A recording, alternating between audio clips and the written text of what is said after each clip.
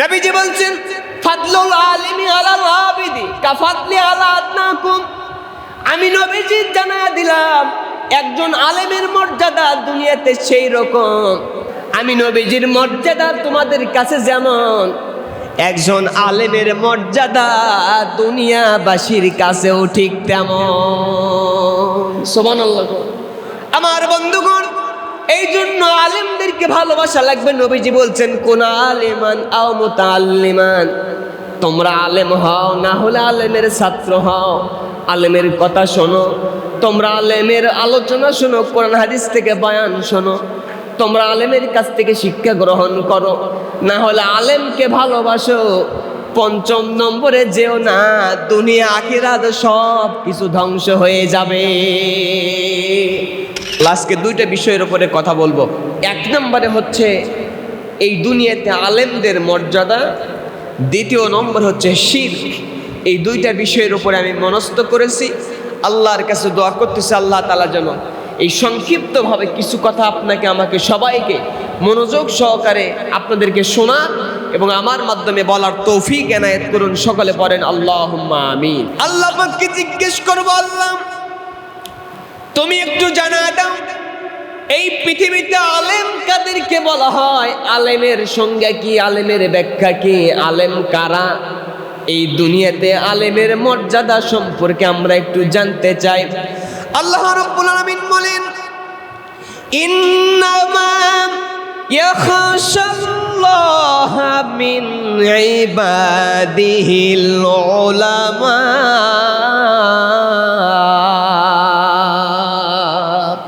আল্লাহ রাব্বুল আলামিন বলেন যে এই পৃথিবীতে এই জমিনের উপরে সবচাইতে তোমাদের মানুষের ভিতর থেকে যারা আলেম মানুষ, যারা জ্ঞানী মানুষ, এই ব্যক্তিরা কিন্তু আমি আল্লাহকে সবচাইতে বেশি ভয় পাই। তাহলে আল্লাহকে ভয় পায় কারা? কথা বলেন, আল্লাহকে ভয় পায় কারা? আল্লাহ দলিল দিচ্ছেন আলেমরা। আলেম কাকে বলা হয়? নবীজি বলেছেন তলাবুল ইলমি ফারিদাতুন আলা কুল্লি মুসলিম। নবীজি বলছেন প্রত্যেকটা মুসলমানের জন্য ইলম শিক্ষা করা তাদের জন্য ফরজ করা হয়েছে। পড়েন আল্লাহু আকবার। ইলম অর্জন করতে হবে। আপনি একজন মুসলিম হিসেবে আপনি ফিজিক্স পড়েন, কেমিস্ট্রি পড়েন, আপনি বিজ্ঞানী হন, আপনি ডাক্তার হন, ইঞ্জিনিয়ার হন, নেতা হন, হুজুর হন, তাবলিগের লোক হন, পাবলিক হন, সাধারণ জনগণ হন, কিন্তু যেহেতু আপনি একজন মুসলিম, একজন মুসলিম হিসাবে কেমনে নামাজ পড়া লাগবে, রোজার বিধানগুলো কি হবে, দিন ইসলাম পালন করতে কি কি দোয়া দরুদ লাগবে, ইসলামের বিধিবিধান আপনার জন্য জানতে হলে যদি মুসলমান দাবি করেন, এটা আপনার জন্য জানা ফরজ।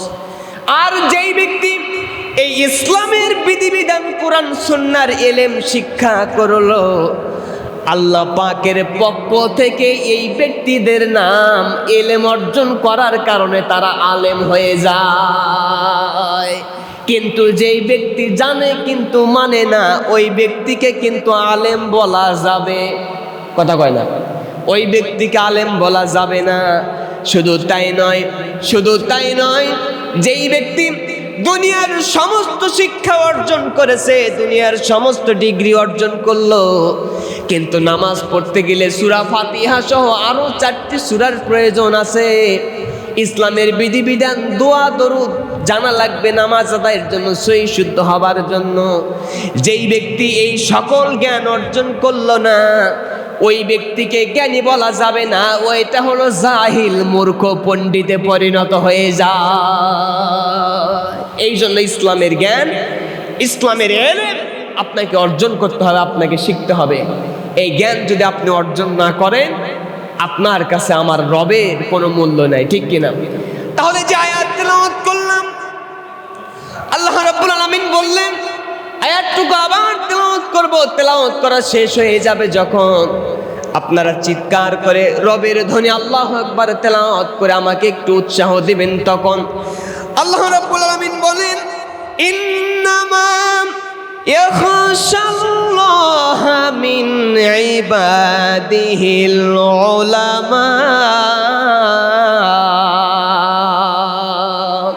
আল্লাহ রাব্বুল আলামিন বলেন, এই জমিনের উপরে, এই পৃথিবীর জমিনে সব চাইতে আমি রবকে যেই ব্যক্তিরা ভয় পায় তারা হলো এই জমিনের ভিতরে আলেমরা। আজকে আমাদের সমাজে কিন্তু আলেমদের মর্যাদা একেবারেই কম, ঠিক কিনা? ছেলেকে ইংরেজি পড়ায় 1000-2000 টাকা মাস, সপ্তাহে 3 দিন 2 দিন। দেখবেন ওই স্যারের বেতন, স্যারের মাসিক যেই একটা বেতন থাকে, এই বেতন আগেই পরিশোধ করা শেষ হয়ে গেছে। কিন্তু ছোট বাচ্চাকে হুজুর মশাই কোরআন পড়ায়, হাদিস পড়ায়, নামাজের দোয়া দরুদ শিখায়, 6 মাসের বিল এখন পর্যন্ত বাকি থাকে। এই রকম অভিভাবক পিতামাতা আছে না না? আরো জোরে কোন আছে না নাই? যদি এইটাই সমাজের বাস্তবতা হয়, আমরা দুনিয়াকে প্রাধান্য দিলাম, আল্লাহর দ্বীন ইসলামকে প্রাধান্য আর গুরুত্ব দিলাম না, ঠিক কিনা? নবীজির হাদিস, নবীজি বলছেন, ফাদলুল আলিমি আলাল আবিদি কাফাদলি আলা আদনাকুম। আমি নবীজি জানায়া দিলাম, একজন আলেমের মর্যাদা দুনিয়াতে সেই রকম, আমি নবীজির মর্যাদা তোমাদের কাছে যেমন, একজন আলেমের মর্যাদা দুনিয়াবাসীর কাছেও ঠিক তেমন। সুবহানাল্লাহ। আমার বন্ধুগণ, এই জন্য আলেমদেরকে ভালোবাসা লাগবে। নবীজি বলছেন, কোন আলেমান আও মুতাআল্লিমান, তোমরা আলেম হও, না হলে আলেমের ছাত্র হও, আলেমের কথা শোনো, তোমরা আলেমের আলোচনা শোনো, কোরআন হাদিস থেকে বয়ান শোনো, তোমরা আলেমের কাছ থেকে শিক্ষা গ্রহণ করো, না হলে আলেমকে ভালোবাসো। 5 নম্বরে যেও না, দুনিয়া আখিরাত সব কিছু ধ্বংস হয়ে যাবে। তাহলে আলেমদের বিরুদ্ধে যাওয়া যাবে? কথা বলে না, যাওয়া যাবে? নবীজি বলছেন, তোমরা আলেম হও, না হলে আলেমের ছাত্র হও, আলেমের কথাবার্তা শোনো, আলেমকে মুহাব্বত করো, ভালোবাসো। 5 নম্বরে যেও না, যদি 5 নম্বরে যাও ধ্বংস হয়ে যাবা।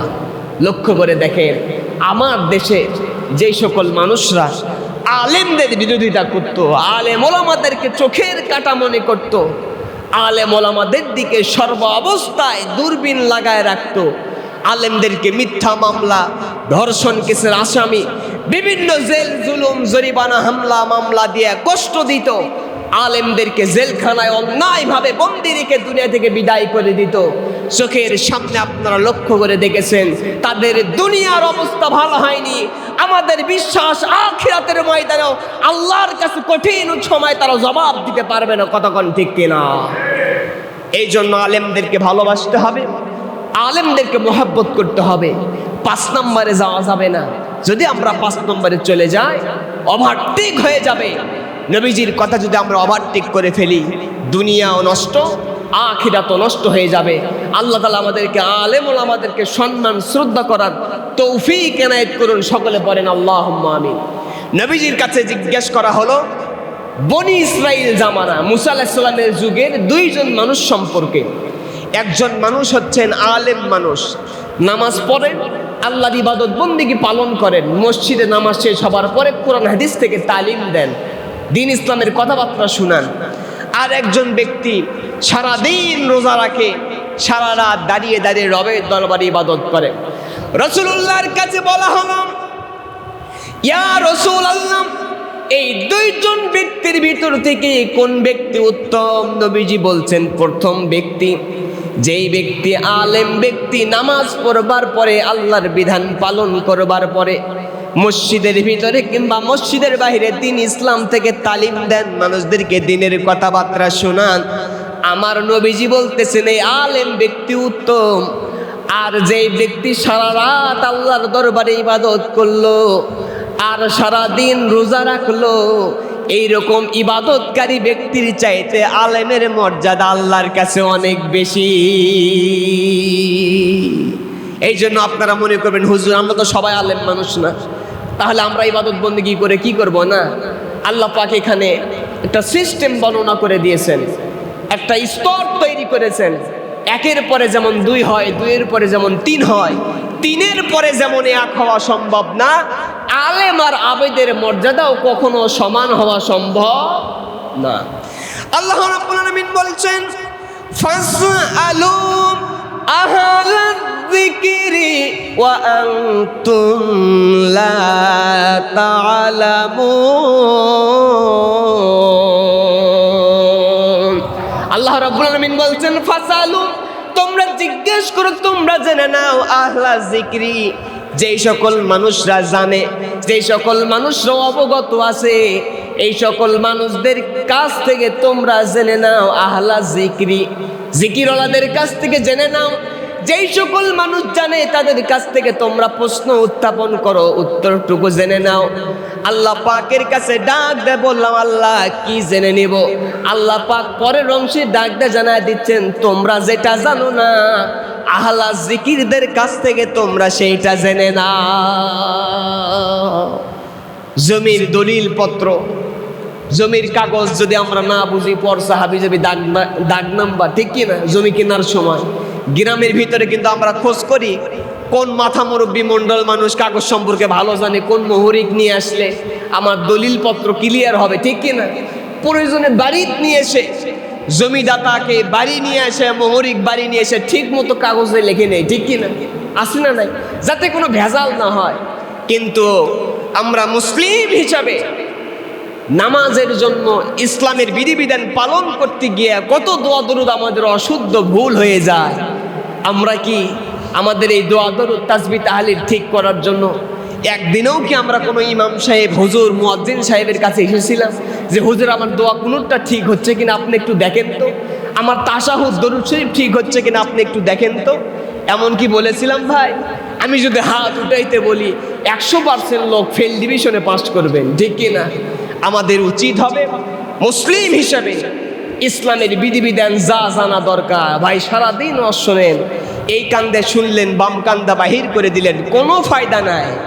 আমার এই 40-50 মিনিটের বক্তব্য আপনি শোনার পরে যদি আপনি ইসলামের বিধিবিধান, নামাজ যদি আপনার সহি শুদ্ধ না হয়, সারা জীবন আলোচনা শোনার ভিতরে কোনো ফায়দা নাই, কথা কোন ঠিক কিনা? এই জন্য আলোচনা যেমন আপনি শুনবেন, আপনাকে একজন মুসলিম হিসাবে নিয়ত করতে হবে আমার নামাজ রোজা যেন সহি শুদ্ধ হয়। এর জন্য কিছু এলেম, কিছু কোরআন সুন্নাহর জ্ঞান অর্জন করতে হবে, এটা আপনার জন্য এখন ফরজ হয়ে গেছে, কথা কোন ঠিক কিনা? সম্মানিত উপস্থিতি, তাহলে আলেমের মর্যাদা অনেক উপরে। একজন আবেদ, একজন মুজাহিদ, একজন নামাজ আদায়কারী ব্যক্তির চাইতে একজন আলেমের মর্যাদা অনেক উঁচুতে। আমরা দোয়া করবো আল্লাহ তাআলা যেন আলেম ওলামাদেরকে মহব্বত করা, ভালোবাসার জন্য তৌফিক এনায়েত করেন। সকলে পড়েন আল্লাহুম্মা আমিন। সম্মানিত উপস্থিতি, আপনারা যেই সকল সন্তানাদি আপনাদের ছোট আছে তাদেরকে আলেম ওলামার সঙ্গে পরিচয় করায় দেবেন। এই বাবুরা কথা বলো না, বাবুরা কথা বলবা না। আলেম ওলামায় ছোট বাচ্চারা যারা আছে আপনাদের ফ্যামিলির ভিতর থেকে ছেলে মেয়ে, বড় বড় হুজুর, হক্কানি ওলামা ইকরাম, পীর মাশাইখ, বুজুর্গানে দিন, তাদের যদি আপনারা সাক্ষাৎ পান, আলেমদের দোয়া নেবেন, আলেমদের দোয়া নেবেন। ভাগ্য এমনভাবে খুলে যাবে যদি আলেমের দোয়া কবুল হয়। তাদের নেক নজর নেবেন। এই যে ভাই আমি ছোট মানুষ, কথাবার্তা বলি, আমি তো কিছু না, আমি তো কিছু না, আমার তো এলেম কালাম তেমন নাই, আমি একেবারেই ছোট মানুষ। শুধুমাত্র আল্লাহর রহমত, আলেম ওলামার দোয়া, শিক্ষকদের হয়তো নেক নজর, পিতামাতার দোয়া, তাছাড়া আমার ভিতরে কোনো এলেম কালাম নেই। সামান্যতম, একেবারে সামান্যতম কিছু কথা বলার আমি আপনাদের মধ্যে চেষ্টা করি, আল্লাহ আমাকে তৌফিক দান করান, সেজন্যই বলতে পারি। এই জন্য সর্ব অবস্থায় আলেমদের কাছ থেকে দোয়া নেবেন। আমাদের বাড়িতে আসতো সাতক্ষীরা থেকে হামিদপুর দরবার শরীফের পীর সাহেব হযরত মাওলানা মঈজউদ্দিন হামিদ রহমাতুল্লাহ আলাইহি, ওনার সন্তানরা এবং ওনারা আমাদের বাড়িতে যাওয়া আসা করতেন। দাদু আমাদের কাছে নিয়ে যাইতো, আব্বু আমাদের কাছে হুজুরের কাছে নিয়ে যাইতো, হুজুররা মাথায় হাত বোলায় দোয়া করে দিতেন। আল্লামা সাইদির ছেলে রফিক বিন সাইদি রহমাতুল্লাহ আলাইহি, যিনি বড় সন্তান ছিলেন, শোনেন, 4 সন্তানের ভিতর থেকে বড় সন্তান ছিল আল্লামা দেলোয়ার হোসেন সাইদি রহমাতুল্লাহ আলাইহি, বড় সন্তান ছিল হযরত মাওলানা রফিক বিন সাইদি, দুনিয়া থেকে বিদায় হয়ে গেছে। ট্রাইব্যুনালে যখন আল্লামা সাইদিকে ধর্ষণ কেসের আসামি বানায় বিভিন্ন রায় যখন উত্থাপন করা হচ্ছিল মিথ্যা মামলা দিয়া, আল্লামা সাইদির বড় সন্তান মরহুম রফিক বিন সাইদি রহমাতুল্লাহ আলাইহি সেই জায়গায় স্ট্রোক করে, হার্ট অ্যাটাক করে দুনিয়া থেকে বিদায় হয়ে যায়। 2012 সালে আমি তখন মক্তবে পড়াশোনা করি গোবিন্দগঞ্জে। আল্লামা সাইদির বড় সন্তান, ওনার 2টি মাহফিল আমি সরাসরি শুনেছিলাম। দ্বিতীয় নম্বরে একটা মাহফিলে যে কোনো কায়দায় হোক, আমার বড় বাবা ছিল সেই মাহফিলের সভাপতি। কালাই থানার ভিতরে পুর ফাজিল মাদ্রাসা, সেই মাদ্রাসায় ওনার মাহফিল ছিল। সাইদি সাহেবের তো দেখা পাই নাই, কিন্তু সাইদি সাহেবের ছেলের মাহফিল, ভিতরে একটা আলাদা একটা আকর্ষণ কাজ করতেছে। ছোট মানুষ, আব্বু যেভাবেই হোক সাইদি সাহেবের ছেলের মাহফিলে নিয়ে গেলেন। যে বাড়িতে রাখা হয়েছিল মেহমানদারির জন্য, বাড়িতে তালাবদ্ধ, কাউকে ঢুকতে দিচ্ছে না, একেবারে পার্সোনাল ব্যক্তি ছাড়া। আব্বু যেভাবেই হোক ব্যবস্থা করে বাড়িতে নিয়ে গেলেন, বাড়ির ভিতরে ঢুকালেন। রুমের ভিতরে যাবার পরে আল্লামা সাইদির বড় সন্তান দেখি বসে আছেন। আমি তার কাছে গেলাম, আব্বু আমার নামটুকু বলল যে হুজুর এটা আমার ছোট ছেলে, এটা আমার সন্তান, আমার সন্তানটার নামও আপনার বাবার নামে নাম। আমি মুসাফা করলাম, হাতের সঙ্গে যখন হাত লাগাইছিলাম, মুসাফা করেছিলাম, আল্লামা সাইদিকে দেখি নাই। হাতের সঙ্গে হাত লাগানোর পরে বুঝতে পেরেছিলাম এটাই মনে হয় হবে আমাদের আল্লামা কোরআনের পাখি। আল্লাহু আকবার কোন। হুজুরের কাছ থেকে দোয়া নিয়েছিলাম, শুধুমাত্র এইটুকু, আর কিছু না। আল্লামা সাইদির সন্তানের কাছ থেকে দোয়া নিয়েছিলাম। তারপরে এই যে কথাবার্তা, পড়াশোনা চলতেছে, কথাবার্তাও চলতেছে। আপনাদের দোয়ার মাধ্যমে আল্লাহ তাআলা এই সামান্য অল্প বয়সে আপনাদের জুমা মসজিদের কথা বলার সুযোগ দান করেছেন। এই জন্য আপনারা খুশি না বেজার? আরো জোরে কোন, খুশি না বেজার? এই জন্য আলেমদেরকে মুহাব্বত করবেন, ভালোবাসবেন। আলেমদেরকে বেইজ্জতি করে এই জমিনে, কারণ আলেমরা সাধারণ কোনো মানুষ নয়। নবীজি বলেছেন ইন্নাল উলামা ওয়ারাসাতুল আম্বিয়া, আলেমরা হলো নবীদের ওয়ারিস। ওয়ারিস কারে বলা হয়? আপনি মারা গেলে আপনার সন্তান আপনার সম্পত্তির ওয়ারিস হবে, আপনার সম্পত্তির ভাগ পাবে। আপনার স্ত্রী, আপনার মেয়ে, আপনার কন্যা আপনার সম্পত্তির ভাগ পাবে। নবীদের ওয়ারিস হলো আলেমরা। নবীরা তাহলে কি রেখে গেছেন? নবীরা এই জমিনে কোনো দিনার রেখে যান নাই, দিরহাম রেখে যান নাই, কোনো সম্পত্তি, টাকা পয়সা, জায়গা জমি কোনো কিছু রেখে যান নাই। তাহলে নবীরা কি রেখে গিয়েছেন? নবীরা এই উম্মতের আলেমদের জন্য জ্ঞান, এলেম, কোরআন, সুন্নাহ রেখে গিয়েছেন। নবীদের স্থলাভিষিক্ত নায়েবে নবী হচ্ছেন আলেমরা। এই জন্য যেই সকল আলেমরা আল্লাহর দ্বীনের কথা বলে, কোরআনের কথা বলে, ইনারা হচ্ছেন নবীদের ওয়ারিস। পড়ি আল্লাহু আকবার। নবীদের ওয়ারিসদের ছবিকে যারা ব্যঙ্গ করবে, নবীদের ওয়ারিসদেরকে যারা ফাঁসির রশিতে ঝুলাবে, নবীদের ওয়ারিসদের বিরুদ্ধে যারা মিথ্যা মামলা দিয়েছিল, নবীদের ওয়ারিসের বিরুদ্ধে যারা ধর্ষণ কেসের আসামি বানায়া মিথ্যা মামলা দিয়া ইসলামী আন্দোলনকে বিলুপ্ত করতে চেয়েছিল, আল্লাহর কসম করে বলছি, আল্লামা সাইদিকে হত্যা করবার পরে 1 বছর পূর্ণভাবে ক্ষমতার মসনদে কোন স্বৈরাচার টিকে থাকতে পারেনি। কতক্ষণ ঠিক কিনা?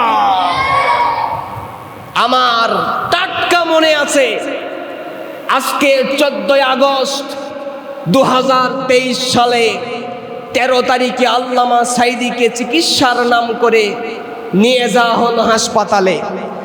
মাইক্রোর গেট যখন খোলা হলো, আল্লামা সাইদি তাফসির মাহফিলে জনগণের উদ্দেশ্যে যেমন সালাম দিতেন, তেমনভাবে সালাম দিলেন। বললেন, তোমরা সবাই কেমন আছো? আপনারাই বলেন তো, একজন হার্ট অ্যাটাকের রুগী, অসুস্থ মানুষ, এত দূর জার্নি করে হাসপাতাল পর্যন্ত তারে নিয়ে গেল। এখন কোনো অসুস্থ মানুষ কি ওই রকম সুন্দর হাসি দিতে পারে? কথা কয় না? আপনারা ছবিতে দেখেন নাই ফেসবুকে, কত সুন্দর একটা হাসি দিয়েছে চাঁদের মতো। তাহলে অসুস্থতার ভান করে চিকিৎসার নাম করে আপনারা হাসপাতালে নিয়ে গেলেন, স্ত্রী, পরিবার, সন্তানদেরকেও ভিতরে ঢুকতে দিলেন না। কি চিকিৎসা করলেন? যেই কুলাঙ্গার শয়তান মোস্তফা কামাল নামের একজন ডাক্তার চিকিৎসা করলো, শিয়ালের কাছে মুরগি আদি দিলে, মুরগি হেফাজত রাখতে দিলে যেমন নিরাপদ ছিল না, ওই সকল শয়তান কুলাঙ্গার এজিদের উত্তরসূরি জারস সন্তান মুস্তফা কামাল নামক চিকিৎসকের কাছে আমাদের কোরআনের পাখি আল্লামা সাইদিও হেফাজত ছিল না। কতক্ষণ ঠিক কিনা? ইনজেকশন পুশ করা হলো। ইনজেকশন পুশ করার পরে 14 তারিখ আমি ঠনঠনিয়া মাদ্রাসার ছাত্রাবাসে থাকতাম। ঈশার নামাজের পর আমার এক আঙ্কেল ফোন দিয়ে বলতেছে, আঙ্কেল দেখো তো, আমি শুনলাম সাইদি সাহেব নাকি মারা গেছে। শোনার সাথে সাথে মনটা নষ্ট হয়ে গেল। হঠাৎ করে চমকে উঠলাম, আশ্চর্য মনে হলো। নামাজ, ফরজ নামাজ আদায় করবার পরে রুমে গেলাম, মোবাইলটুকু হাতে নিলাম, ডাটা কানেকশন চালু করলাম, ফেসবুকে ঢুকে দেখি কোরআনের পাখি আল্লামা সাইদি হার্ট অ্যাটাক করে ইন্তিকাল করেছেন। ইন্না লিল্লাহি ওয়া ইন্না ইলাইহি রাজিউন। সঙ্গে সঙ্গে চোখ থেকে ঝরঝর করে পানিটুকু বাহির হয়ে গেল। শুধু তাই নয়, গোটা পৃথিবী কেঁদেছে, গোটা দেশ কেঁপেছে, গোটা দেশের মানুষ কেঁদেছে, চোখের পানি ঝরিয়েছে। তার আগে একটা কঠিন ভূমিকম্প ঢাকার জমিন হয়েছে, আল্লাহ বুঝিয়েছেন তোমরা আলেমকে মিথ্যা মামলা দিয়া 13-14 বছর গ্রেপ্তার রেখে দুনিয়া থেকে চিকিৎসার নাম করে বিদায় করে দিয়েছো। ভূমিকম্প দিয়ে বুঝালাম ক্ষমতার মস্তক বেশি দিন টিকবে না, কতক্ষণ ঠিক কিনা। হয়েছেও তাই। তারপরে কি হলো, ঢাকার জানাজা হবার জন্য তৈরি হচ্ছিল, কোনো জানাজার হতে দিল না। লাশকে খুব গোপনভাবে পুলিশে পাহারা দিয়া গুলি মেরে টিয়ার শেল নিক্ষেপ করে বোমা বারুদ দিয়ে জনগণ থেকে বিচ্ছিন্ন করে পিরোজপুরের উদ্দেশ্যে নিয়ে যাওয়া হলো। পিরোজপুরের উদ্দেশ্যে নিয়ে যাওয়ার পরে খুব দ্রুত জানাজা সম্পন্ন করবে। জনগণ পাগলের মতো ছুটাছুটি করতে লাগলো। কোনো মানুষ ঢাকা পৌঁছাইতে পেরেছে, কোনো মানুষ পারে নাই। পুলিশের হামলা মামলা নির্যাতনের শিকার হলো। আল্লামা সাইদির জানাজায় কোটি কোটি মানুষ একত্রিত হওয়ার আশা নিয়ে একত্রিত হতে পারল না, কতক্ষণ ঠিক কিনা। আল্লামা সাইদিকে বানানো হয়েছিল ইব্রাহিম কুট্টির হত্যাকারী। সেই হিন্দু লোকের একজন ভাই ছিল, নাম তার হলো সুখরঞ্জন বালি। আজকেই পড়তেছিলাম সুখরঞ্জন বালি। আল্লামা সাইদির পিরোজপুরে জানাজায় হিন্দু মানুষ উপস্থিত হয়ে বলেছিল, উপস্থিত হওয়া তার প্রমাণ করেছিল আল্লামা সাইদি হত্যাকারী ছিল না, ধর্ষক ছিল না, আল্লামা সাইদি রাজাকার ছিল না। আল্লামা সাইদির এই নির্দোষ প্রমাণের জন্য একজন হিন্দু ব্যক্তি যথেষ্ট, কতক্ষণ ঠিক কিনা। সম্মানিত উপস্থিতি, কোরআনের পাখিকে দাফন করা হলো, দুনিয়া থেকে বিদায় হয়ে গেল। তামাম পৃথিবীর মানুষ কাঁদলো, কিন্তু আল্লামা সাইদির দোয়া কবুল করেছেন তিনি কে? কথা বলেন, তিনি কে? আল্লামা সাইদির কি দোয়া ছিল? সারাটা জীবন যেন তিনি ইসলামী আন্দোলনের জন্য কাজ করেছেন, জমিনে যেন নামাজ প্রতিষ্ঠা হয় সেই জন্য কাজ করেছেন। আল্লামা সাইদির ইচ্ছা ছিল শাহাদাতের মৃত্যু। এই জন্য মুসলমান ভাইরা আমার, আল্লাহ রাব্বুল আলামিন বলেন, ওমা উমিরু ইল্লা লিয়াবুদুল্লাহা মুখলিসিনা লাহুদ্দিন।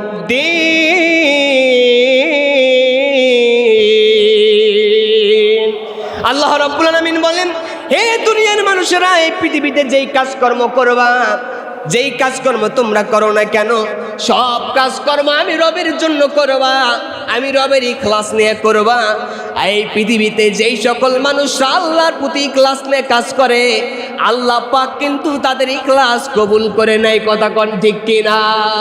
আল্লামা সাইদি চেয়েছিলেন আমি শাহাদাতের মৃত্যু হবে, আল্লাহ আল্লামা সাইদির ইখলাসকে কবুল করেছেন, তামাম পৃথিবীর মানুষের দোয়াকে বাদ দিয়েছেন, আল্লামা সাইদিকে শহীদি মর্যাদা দিয়ে দুনিয়া থেকে বিদায় করেছেন, কতক্ষণ ঠিক কিনা। কারণ আল্লাহ রাব্বুল আলামিন বলেন, কুল ইন্না সলাতি ওয়া নুসুকি ওয়া মাহায়ায়া ওয়া মামাতি লিল্লাহি রাব্বিল আলামিন।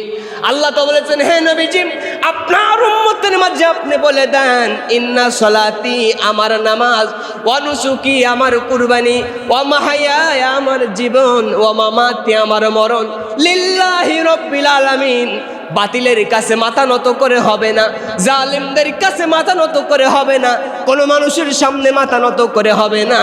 আমার জীবন, আমার মরণ, আমার হজ, আমার যাকাত, আমার ইবাদত বন্দিগি লিল্লাহি রাব্বিল আলামিন। বলেন তো কার জন্য? আরো জোরে বলেন, কার জন্য?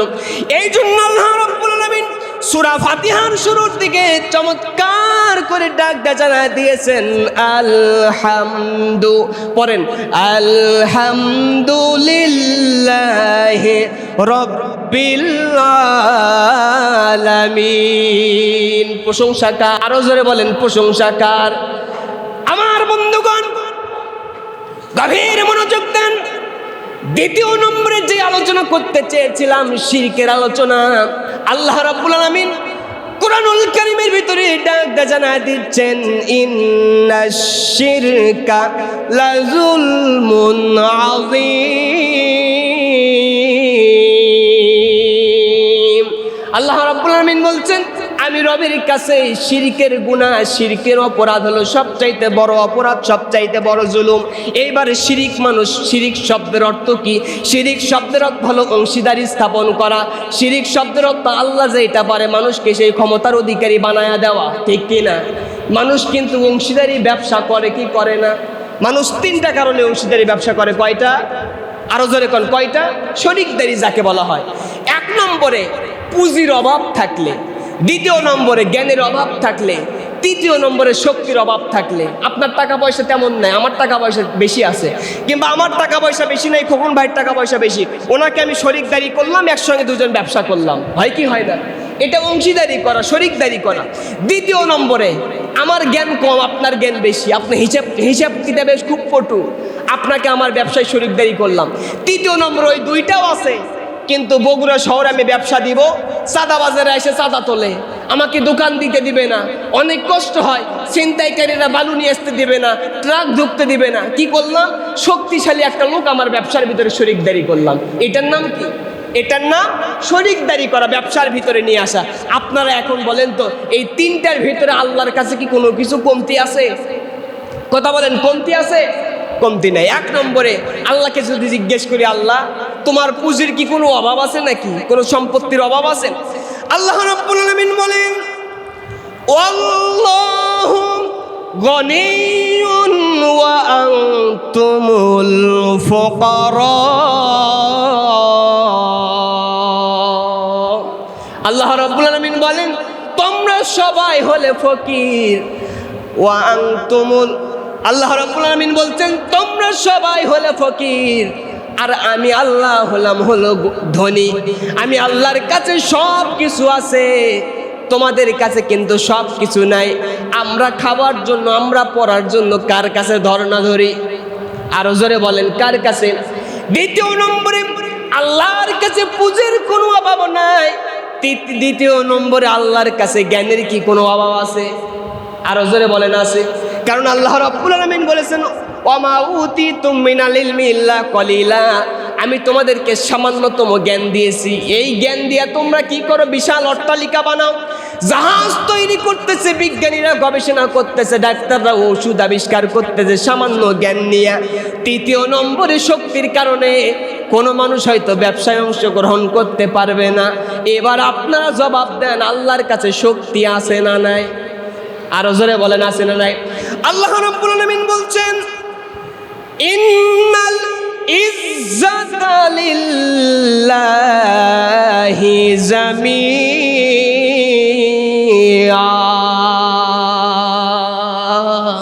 সমস্ত ইজ্জত, সমস্ত ক্ষমতা কার হাতে? আরো জোরে বলেন, কার হাতে? সূরা মুলকের শুরুর দিকে আল্লাহ রাব্বুল আলামিন বলছেন, তাবারাকাল্লাযী বিয়াদিহিল মুলক ওয়া হুয়া আলা কুল্লি শাইইন কাদির।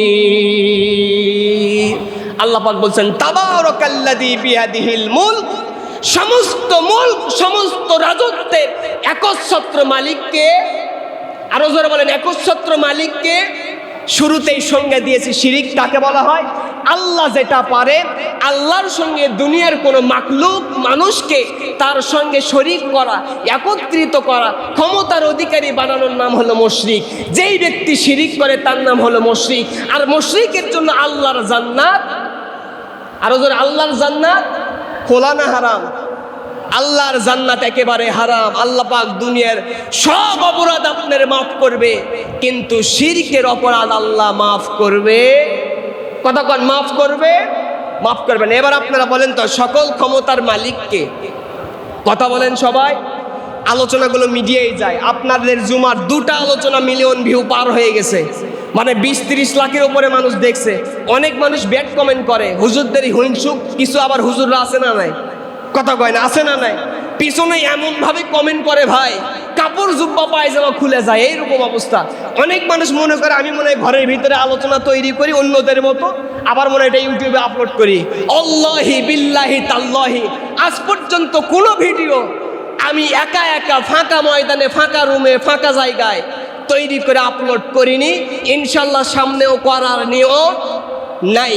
ইচ্ছা করলে করতে পারতাম। আপনারা যদি আওয়াজ না দেন, লোকজন ইউটিউবে মনে করবে, ফেসবুকে মনে করবে হুজুরের সামনে মনে কোনো লোক নেই। আপনারা জবাব দিয়ে একটু জানায় দেন তো, আসমান জমিন সমস্ত ক্ষমতার একচ্ছত্র মালিককে? আরো চিৎকার মেরে বলেন, একচ্ছত্র মালিককে? হ্যাঁ, আওয়াজটা অন্তত ফেসবুকে যাবে, লোকজন বুঝবে যে হুজুর ফাঁকা ময়দানে ওয়াজ করে।